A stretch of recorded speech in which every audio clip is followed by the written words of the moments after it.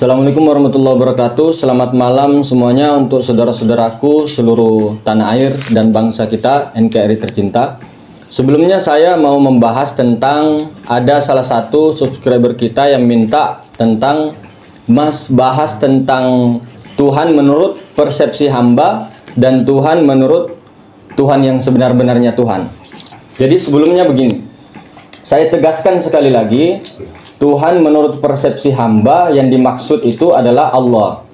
Jadi Allah yang dimaksud mereka atau orang-orang awam yang belum paham tentang ma'rifat hakikat adalah Allah atau Tuhan yang berada di langit ketujuh di aras. Ar-Rahman alal arsistawa. Ini menurut persepsi hamba. Atau Tuhan yang berada di dalam, atau Tuhan yang berada di luar, atau Tuhan yang berada di Ka'bah dan sebagainya. Ini adalah persepsi hamba.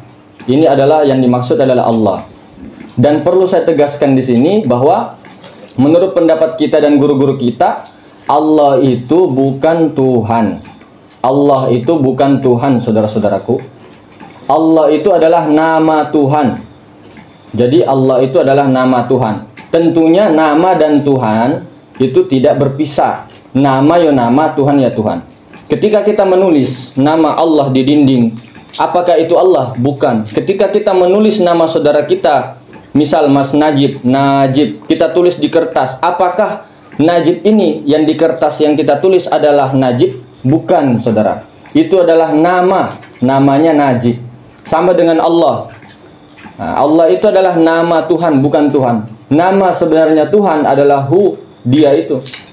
Ana, aku, akunya Allah. Jadi Tuhan menurut persepsi hamba itu adalah persepsinya. Sementara Tuhan itu adalah laisa kamislihi syai'. Tuhan itu yang sebenar-benarnya Tuhan, yang tidak bisa disebut, yang tidak bisa dipikirkan, yang tidak bisa digapai. Namun Tuhan dengan Allah namanya tidak berpisah, tidak akan berpisah sampai abadi. Itu ibarat dengan matahari dengan cahayanya. Berapa umur matahari, berapa umur cahaya, sama. Ketika matahari muncul, cahaya juga muncul. Begitu juga dengan Tuhan. Sementara nama Allah ini adalah nama yang baharu atau muhaddas, bukan qadim. Nama Allah itu baharu. Yang sebut itu adalah manusia, mulai dari Nabi Adam sampai Rasulullah sampai sekarang. Dan ketika kita teliti di zaman Nabi Adam dan sebagainya, itu bukan menyebutnya Allah. Kemudian zaman Nabi Ibrahim juga namanya Elohim dalam bahasa Ibrani. Dalam bahasa Arab Allah, dalam bahasanya Nasrani Allah, beda-beda. Maka Allah ini adalah nama. Tetapi ketika kita sudah paham tentang Tuhan yang tidak bisa disebut, yang tidak serupa dengan sesuatu itu, ketika kita sudah menyebut Allah, tapi kita sudah sadar berarti itu sama dengan kita menyebut Tuhan. Jadi jangan cari Tuhan. Jangan cari Tuhan, karena Tuhan tidak bisa dicari. Tuhan sudah bertajalli kepada namanya, bertajalli kepada Allah. Yang mana Allah? Al-insanu sirri wa ana sirru. Insan itu adalah rahasiaku dan akulah rahasianya. Insan itulah yang bernama Allah, saudara-saudara. Tapi jangan disebut. Insan itulah Allah. Alam semesta itulah Allah. Namanya itulah. Sementara Tuhan itu sudah zahir, sudah zohir, sudah mazhar, sudah nyata senyata-nyatanya, ada pada insan, ada pada alam semesta. Itu adalah Tuhan sudah bertajalli. Jadi jangan cari Tuhan.